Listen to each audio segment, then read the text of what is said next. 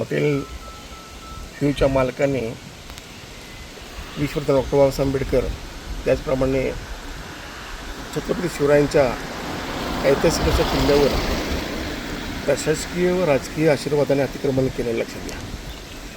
संबंधित हॉटेल चालकाने इथले प्रशासन जे अर्थकारणावर काम करतं, वन विभाग असेल, नगरपालिका असेल, पुरातत्व विभाग असेल, यांच्या माध्यमातून अर्थकारण करून हे सदरचं अतिक्रमण केलेलं आहे.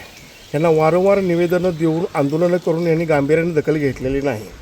भारतीय दलित महासंघाच्या वतीनं दिनांक 28 तारखेला नगरपालिकेसमोर बोंब मारून ठिय्या आंदोलन करण्यात येत आहे.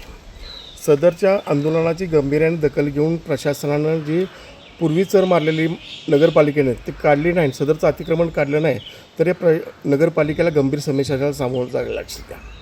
या ठिकाणी सर्वसामान्य लोकांना वेगळा नाही, हॉटेल व्यावसायिकांना वेगळा नाही आणि इथल्या अतिक्रमण धारकांना वेगळा नाही. हा या पन्हाळगडावर गडकोट किल्ल्यावर चाललंय तरी काय, हा प्रश्न आम्हाला सर्वसामान्य माणसांना पडतो आहे.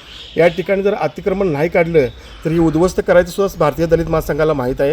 हे विश्वरत्न डॉक्टर बाबासाहेब आंबेडकरांना राजाराम महाराजांनी दिलेली जमीन आहे. शिवाय इथं ऐतिहासिक बुरुज आहे, टेहाणी बुरुज आहे, ज्याला बाजीप्रभू टेहाणी बुरुज म्हणतात.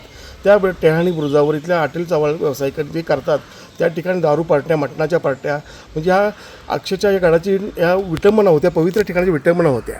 तरी इथलं प्रशासन, इथला जिल्हाधिकारी असेल, इथला तहसीलदार असेल, इथला नगरपालिकेचा CO असेल, वन विभागाचे काही असतील किंवा इथला पुरातत्व अधिकारी असेल, कोणालाही याचं गांभीर्य नाही लक्षात घ्या. फक्त शिवरायांचं नाव घेण्यापुरतं त्यांनी मर्यादित ठेवलेलं आहे.